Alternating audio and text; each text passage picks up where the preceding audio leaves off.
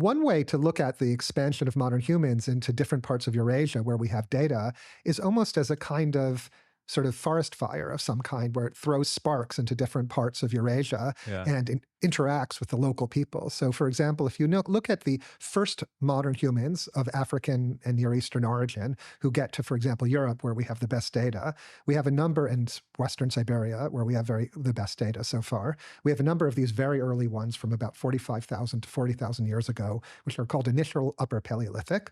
And a good fraction of them have had Neanderthal ancestors in their last 2 to 8 generations. So that's a kind of crazy result. So Mm. we have only couple of dozen or a dozen or so of these very early humans, and a very large fraction of them recently mixed with Neanderthals in their ancestry.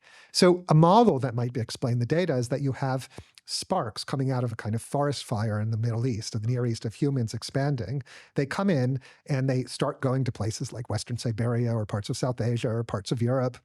They mix with the Neanderthals and they produce these mixed populations, like these initial Upper Paleolithic groups we sample in the record, and they all go extinct, like including the modern human ones. There's just extinction after extinction after extinction Mm. of the Neanderthal groups, of the Denisovan groups, and of the modern human groups. But the last one standing is one of the modern human groups. And that's what we happen to see. And so the interbreeding event that we see, the great majority of the ancestors of modern humans